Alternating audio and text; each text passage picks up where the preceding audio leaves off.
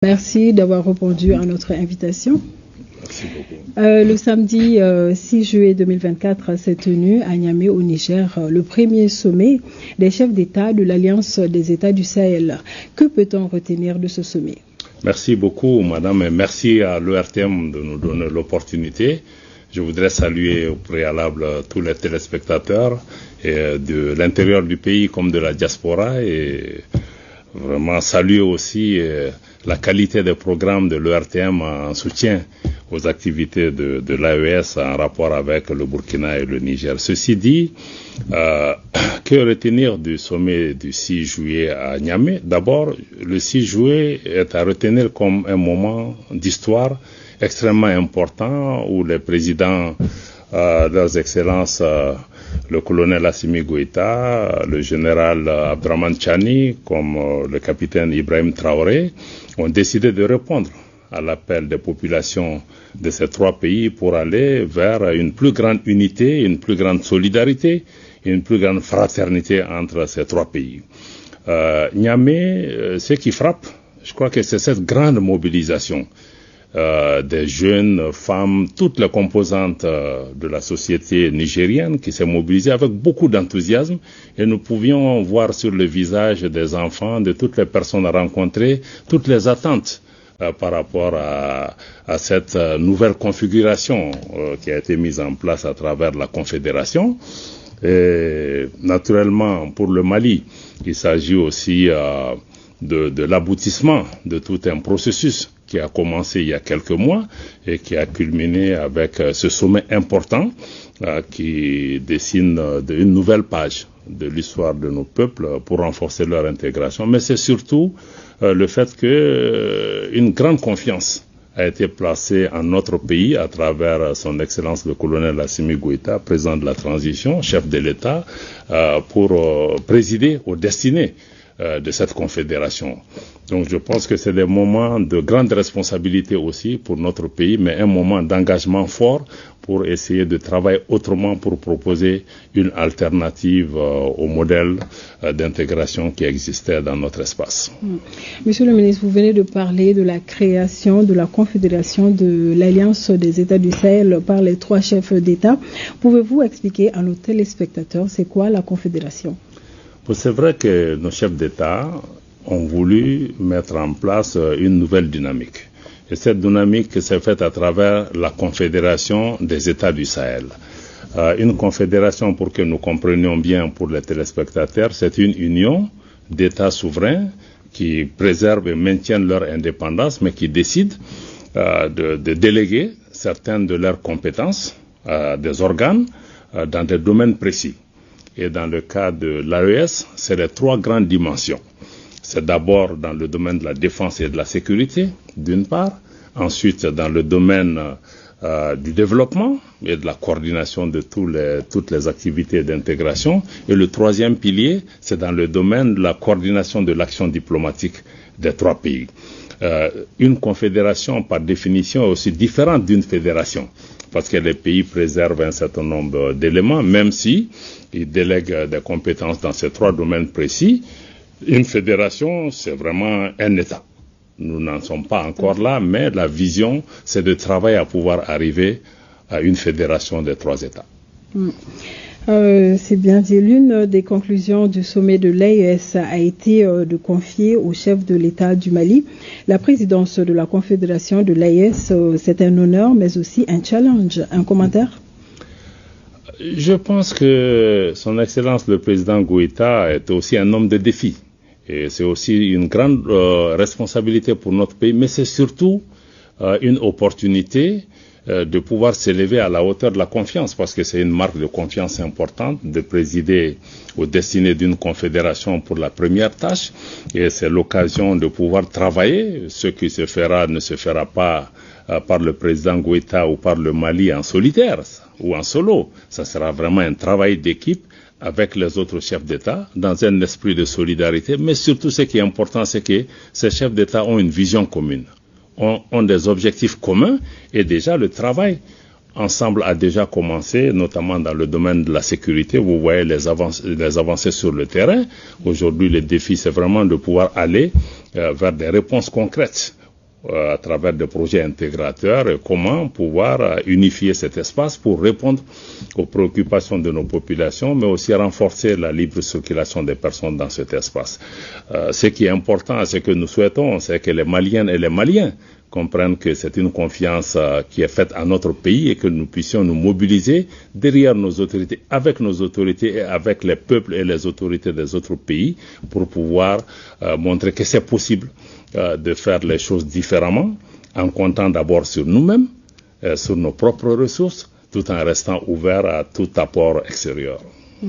Monsieur le ministre, beaucoup s'interrogent sur les relations entre les pays membres de l'AES et la CEDEAO. Est-ce que la création de la Confédération AES signe la rupture consommée avec la CEDEAO? Bon, vous savez, l'AES est née dans un contexte différent, notamment pour faire face à une menace existentielle qui était dirigée contre le Niger et contre les autres pays membres.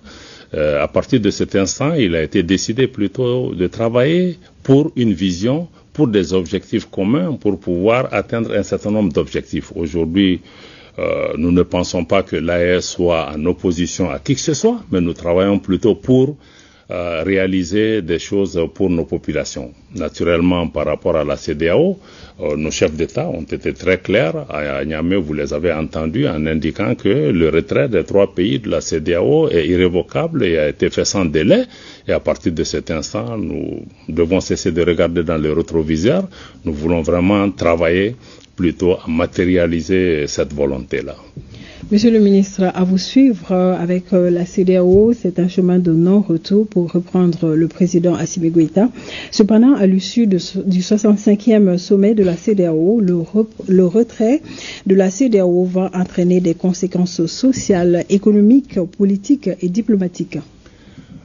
Que ce soit pour la CEDEAO ou sur un certain nombre d'options majeures qui ont été prises, comme le président l'a indiqué, ce n'est pas seulement que pour la CEDEAO, sur un certain nombre de questions, de relations avec certains partenaires qui n'étaient pas sincères, un chemin de non-retour a été pris. Et ceci, il faut pouvoir intégrer ça, que nous puissions vraiment avancer aujourd'hui dans le sens que nous souhaitons pour nos pays et pour nos peuples. À mon avis, c'est ce qui semble, à mon avis, être le point le plus important. Et aujourd'hui, il n'est pas question vraiment de s'attarder sur ces questions. Nous devons plutôt travailler à réaliser ce qui est important pour les populations de cet espace. Nos chefs d'État y sont engagés. Ils veulent mettre en place une architecture d'intégration, parce que aussi il faut que nous comprenions que c'est que le travail que les chefs d'État veulent faire dans le cadre de la Confédération, c'est de sortir des schémas classiques, parce qu'autrefois on dit il faut créer une organisation, non, ce n'est pas une organisation, c'est une confédération, donc une association d'États, donc un processus intergouvernemental qui nous permettra de travailler avec plus d'autonomie, plus de souplesse, pour d'abord, assurer la sécurité. Aujourd'hui, il y a un niveau avancé de collaboration et de coopération entre les forces de défense et de sécurité sur le terrain qui ont enregistré des succès appréciables et qui sont à l'offensive face à des groupes ennemis. Et sur le plan du développement aujourd'hui, nos ministres en charge des questions d'économie et de finances et de développement ont développé des projets intégrateurs et un certain nombre d'actions à mettre en œuvre pour pouvoir renforcer la libre circulation des personnes, mais aussi renforcer les échanges entre nos pays et des actions qui puissent bénéficier à nos populations. Et déjà, sur le plan diplomatique, nos pays se concertent déjà. L'année dernière, à l'Assemblée générale des Nations unies, le Mali s'est exprimé avec l'autorisation et un accord avec le Niger au nom du gouvernement du Niger. Donc, nous pensons qu'aujourd'hui, il faut qu'on comprenne que la Confédération est une autre étape, une autre façon de... C'est nouveau, certainement. Il y a certainement des incertitudes par rapport à cela, mais je pense qu'avec notre engagement et le désir d'unité qu'il y a entre nos chefs d'État et entre nos populations, nous sommes certains qu'il est possible d'envisager des actions bénéfiques pour nos populations, mais tout en restant ouvert aussi à un travail avec nos voisins et d'autres organisations avec lesquelles nous partageons cet espace et avec lesquelles nous sommes condamnés de vivre. Mais nous avons une autre approche, nous avons une vision, nous avons nos objectifs, mais nous allons devoir maintenir les discussions avec les autres pour avancer, mais je pense que le chemin qui est engagé n'est pas réversible.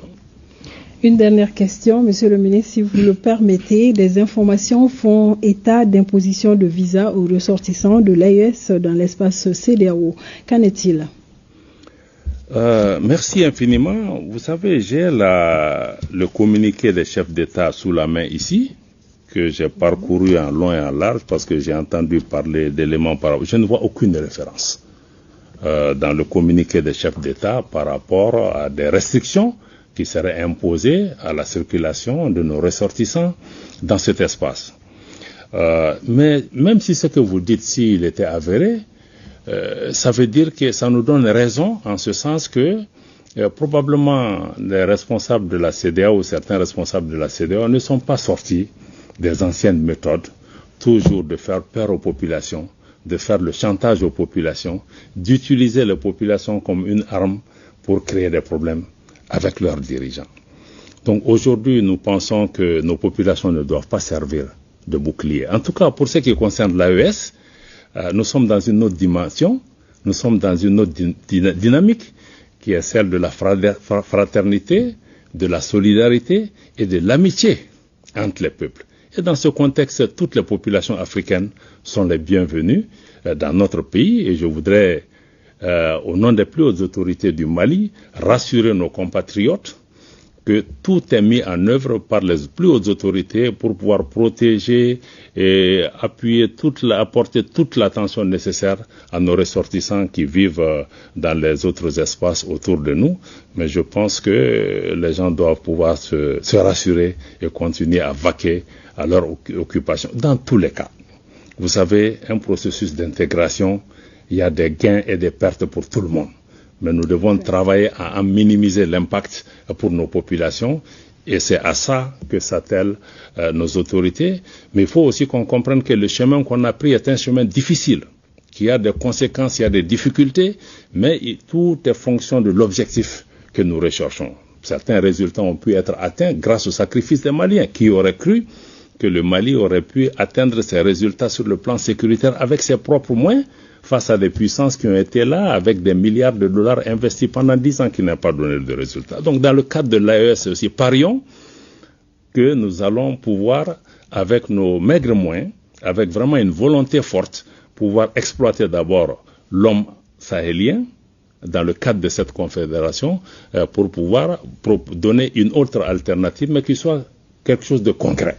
Pas un rêve qu'on vend aux gens, mais quelque chose de concret et dont nos citoyens commenceront à voir le bénéfice à court, moyen et long terme.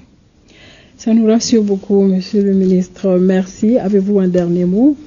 Le dernier mot, c'est encore une fois que nous puissions renforcer la solidarité entre nous Maliens, entre toutes les composantes de la communauté qui existent chez nous. C'est vrai, la sécurité est une dimension essentielle, nous y travaillons, mais nous devons comprendre que personne ne viendra nous sauver à notre place et que nous devons travailler nous-mêmes. Il y a un prix à payer pour chaque choix, nous devons pouvoir avancer. Les pouvoirs publics sont conscients des difficultés que traverse notre pays, mais ces difficultés ne seront pas surmontées du jour au lendemain aussi. Donc nous devons pouvoir maintenir le cap pour faire en sorte que nous travaillons dans un pays, nous arrivons à avoir un pays en sécurité, un pays stable, un pays où la prospérité est partagée, où les dirigeants communiquent en toute transparence aussi avec les populations sur les difficultés et qu'on puisse se mobiliser pour trouver ensemble des solutions qui préservent notre pays. Merci beaucoup, Monsieur le ministre, d'être passé. Merci infiniment. Merci. Et nous poursuivons ce journal. Parlons à présent de cette visite de la Commission Défense, Sécurité et Protection civile du Conseil national